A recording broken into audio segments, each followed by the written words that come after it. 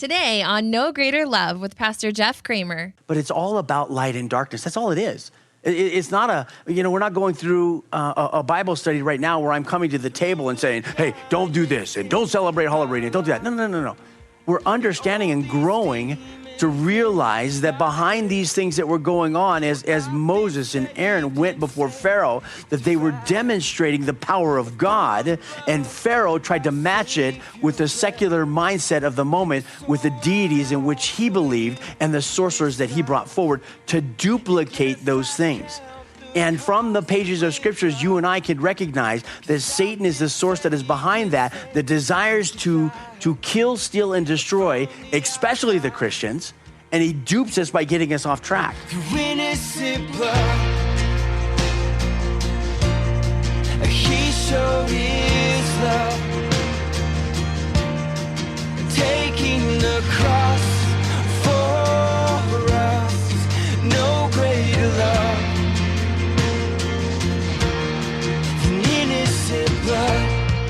Welcome to No Greater Love with Pastor Jeff Kramer.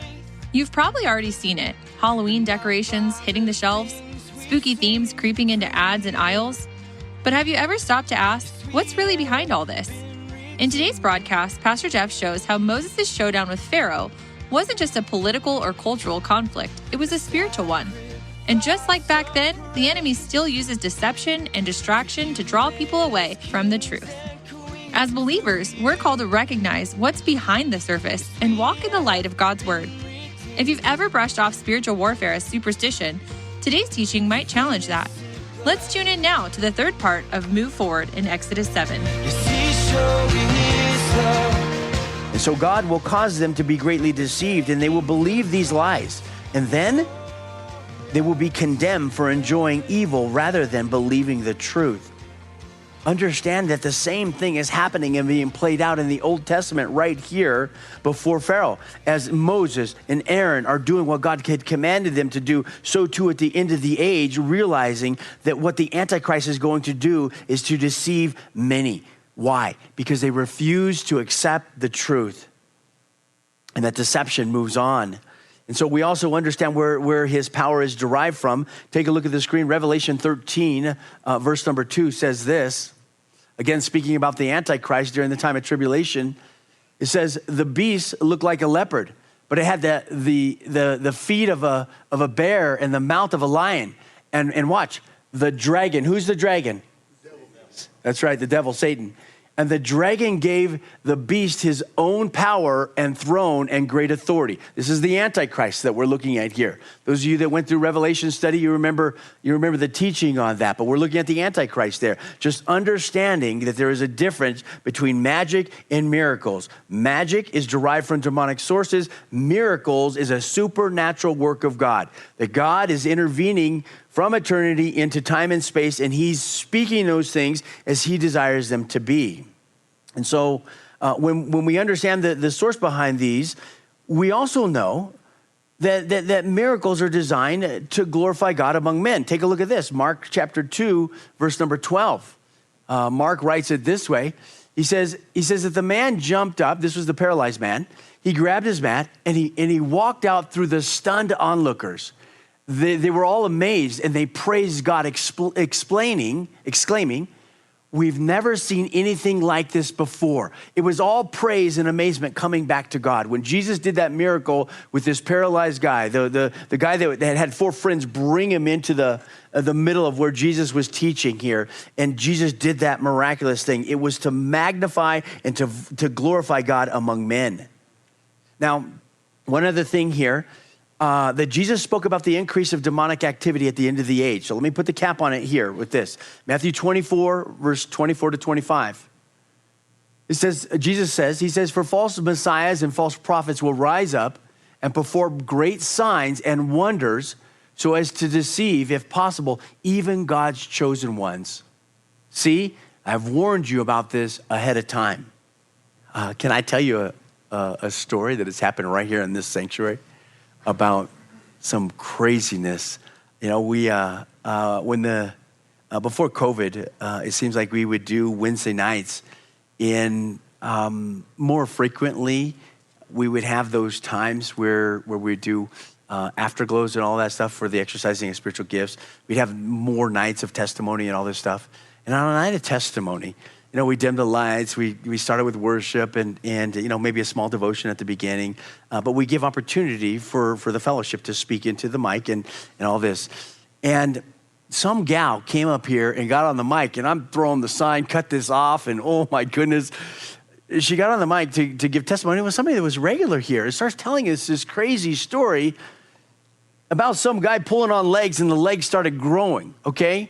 Listen, the wacko weird stuff there, we have to filter it through the Word of God. When somebody starts getting off the rails with the story, we need to shut that down, because there's many strange things that Satan likes to bring to deceive, if possible, even the very elect. And man, he turns people off from coming to church that way.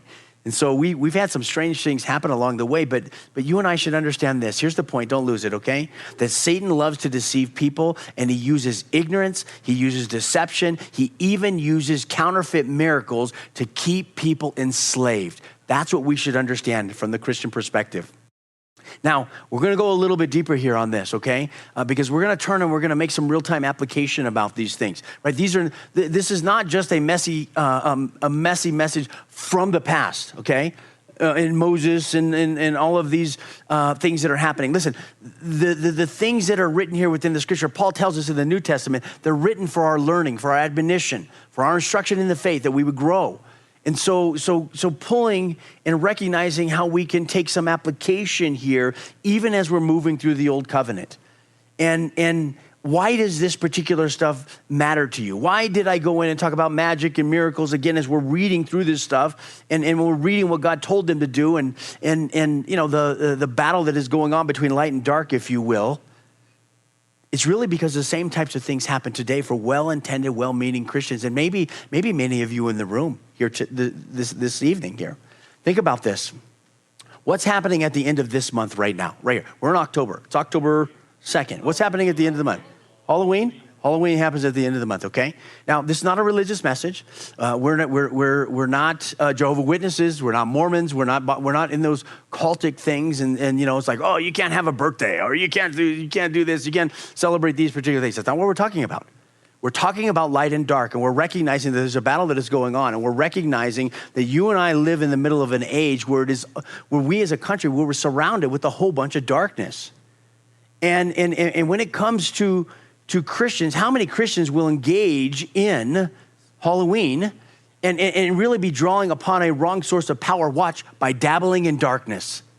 With, little Johnny and little Susie, one comes in dressed as a demon and one comes in dressed as it's a good witch. She's a good witch, right? Do you understand what I'm saying, right? I'm not trying to move you into a part of becoming religious. That's not us as a fellowship. We're not that. We're not pounding a drum about, don't do Halloween, don't do this, don't do that. That's not what I'm saying.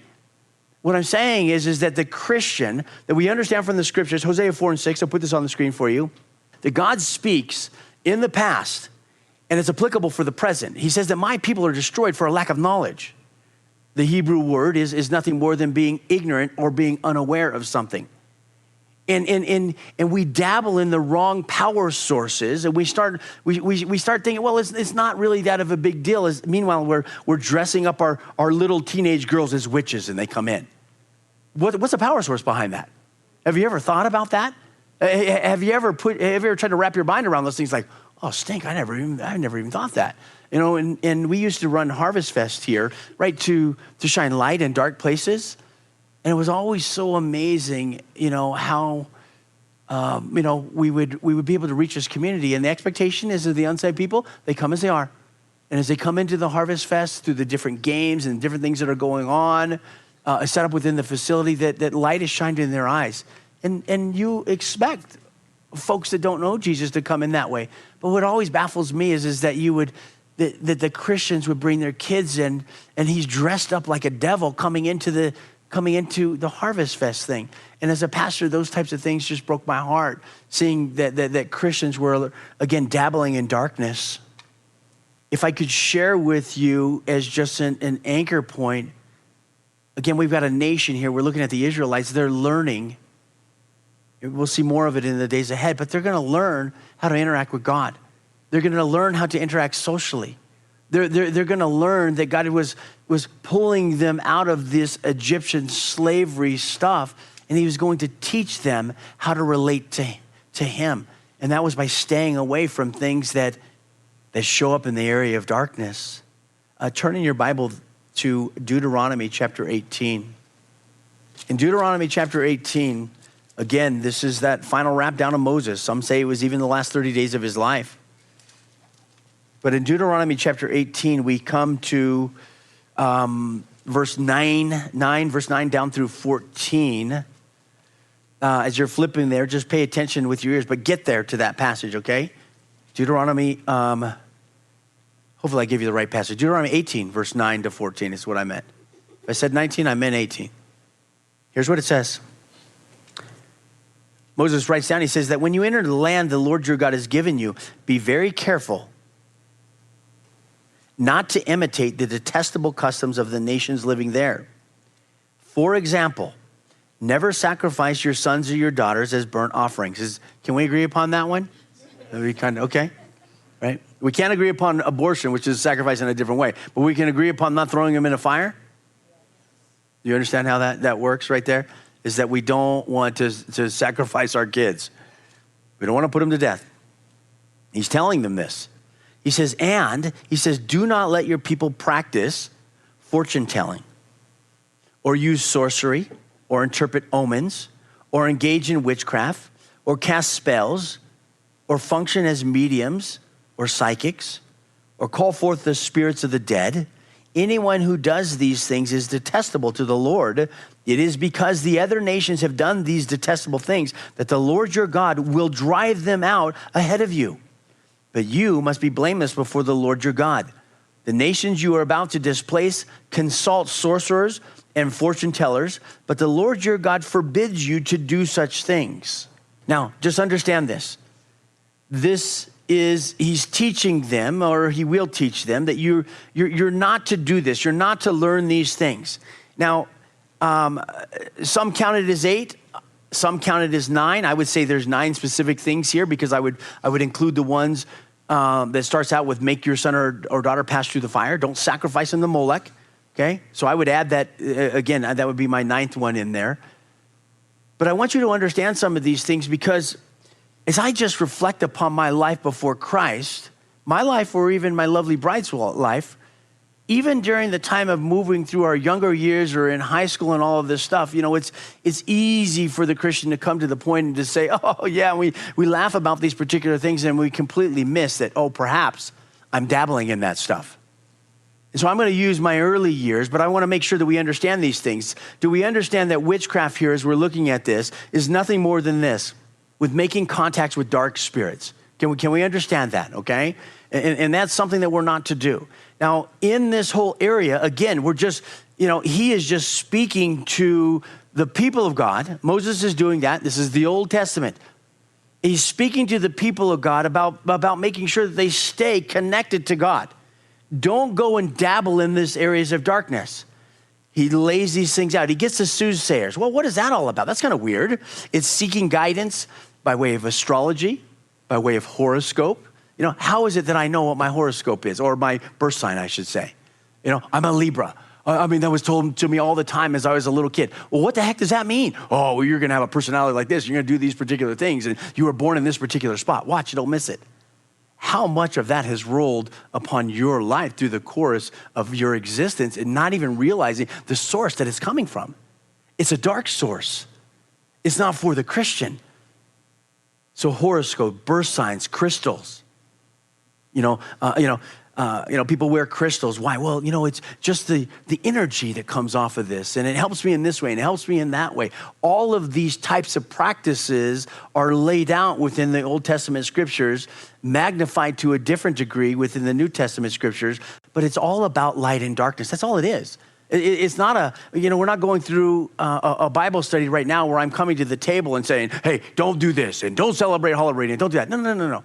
We're understanding and growing to realize that behind these things that were going on, as Moses and Aaron went before Pharaoh, that they were demonstrating the power of God, and Pharaoh tried to match it with the secular mindset of the moment, with the deities in which he believed and the sorcerers that he brought forward to duplicate those things. And from the pages of scriptures, you and I can recognize that Satan is the source that is behind that desires to kill, steal, and destroy, especially the Christians, and he dupes us by getting us off track. So witchcraft, soothsayers, maybe with the witchcraft, maybe you could write in there because you're contacting dead spirits and looking for a message in some regards. Maybe you could put those things in there. Ouija board, right? I don't know if anybody ever messed with that as a kid, but bad stuff. Interpreting omens. Well, what is this all about? It's psychic, it's palm readers, it's tea leaves, it's tarot cards. It's all of that, all of those types of things. I remember in our city in San Diego that there was a fascination that during our, Jody and I, during our high school years, that we'd run down to this city's national city, and it was this long strip of stuff, and people would run down there specifically for the palm readers and the psychics and all of that stuff. So I don't know what your experience has been in life. Again, I'm not trying to pigeonhole you in something. I'm merely just telling you that I need this type of instruction within my life because there's been dark places in the past as a ignorant kid where I fooled around with stuff that I should have never been involved in. And I wonder why my life was so screwed up. Well, it was coming to me from, parents and family members and all that stuff. So what the heck? We need to be mindful of what we're teaching our kids.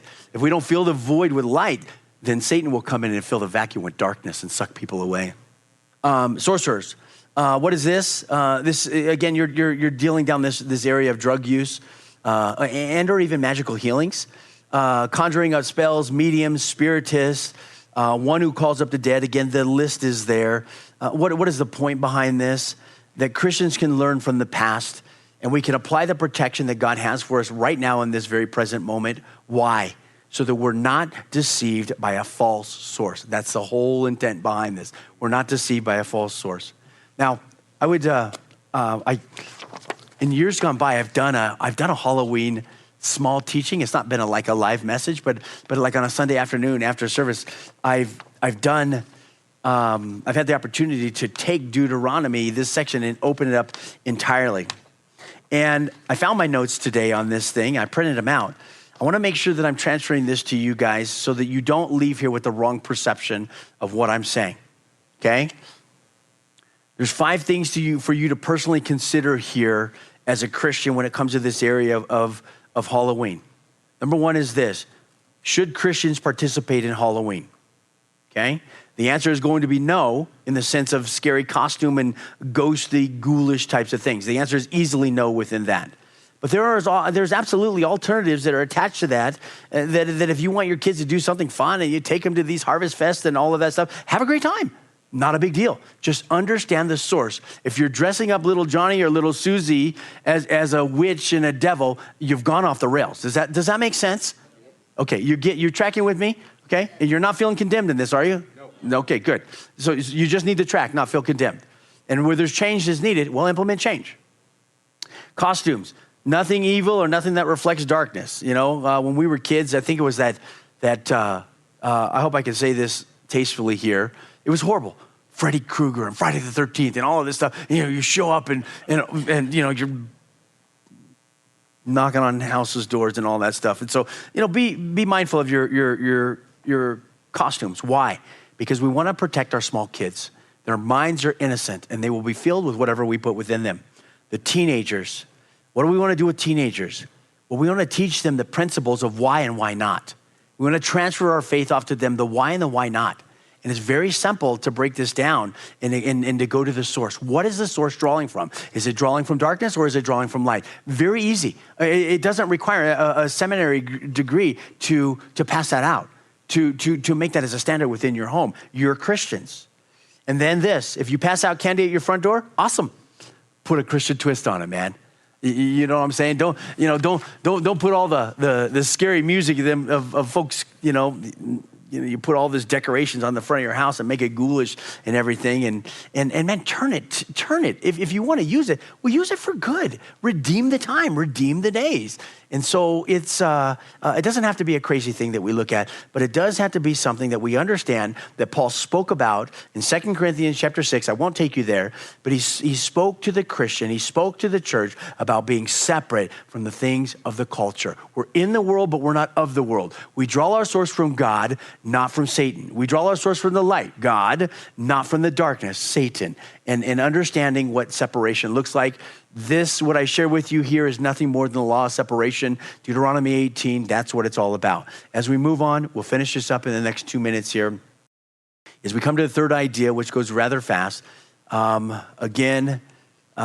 within our text here in Exodus chapter 7. The final verses in this, 14 down through 25, you see the walking out of the next miracle, or should I say the first plague here. And in the middle of this, that God calls Moses to tell Aaron to raise his staff and to touch the Nile River. And it turns to blood, and all the water within Egypt, it turns to blood and all of this stuff. What do we understand? We understand this is the first sign. This is the first one of the 10 plagues that was going to happen. And every single time through these 10 plagues, God is he's defeating one of the prominent gods in Egypt. He's just proving his superiority to Pharaoh. That's all he was doing. And we can understand this, we know this, that the Egyptian god of the Nile, his name was Happy, H-A-P-I. That's how they referred to him at. And sometimes he was referred to as the father of gods, okay? And so the starting off of this first plague, that God is attacking the foundation of what they believed in. And this Happy, H-A-P-I, this god, the god of the Nile here, he was, how do you say that word? And drawn, and I don't know how to even pronounce it. And say it again? Androgynous, that's the word. Yeah, my little tongue can't get that out. Androgynous. Well, what does that mean? That's a fancy word. Yep, it is a fancy word. But it just means nothing more than having the characteristics of both male and female sex characteristics. That's all that it means, right? And, in this particular case, this Happy, H-A-P-I, this figure that they believed in, it had breasts, had a loincloth, had a false beard, not a real beard, had a false beard, all of these androgynous characteristics there, figures there. And so why does that become important? Well, here's why.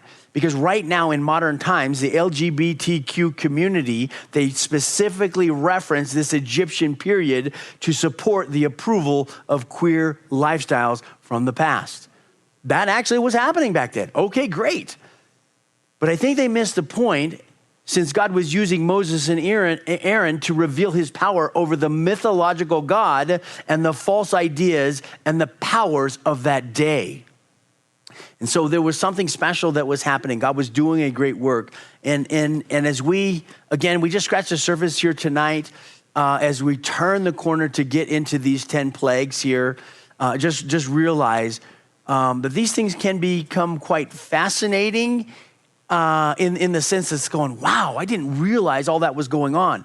I thought that my culture was bad because of the struggles that we wrestle with the sexual revolution and all the stuff that is filtering down to our kids. Listen, they had it just as bad back then is all I'm suggesting to you. There's nothing new under the sun, Solomon says. All of this sinful tendencies and all this, cultures ebb and flow this way and that way. When a culture is close to God, guess what the reflection of that culture is? Characteristics that are closer to God. When a culture drifts away from God, guess what happens? Well, anything goes, and it reflects a different source of power. And I want you to understand as Christians here tonight that as we just did an overshot here coming through Exodus chapter 7, realize that while these chapters can feel tedious and boring and difficult to digest, there are things in there to sharpen our Christian faith, and we can learn, not in a religious way, but in this way here tonight, that we can understand that we are to move forward even in dark days, and we're to know what we believe and why we believe those things. Amen?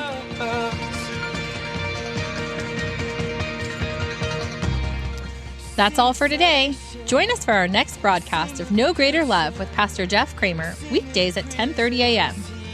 No Greater Love is an outreach ministry of Westminster Calvary and is supported by listeners like you.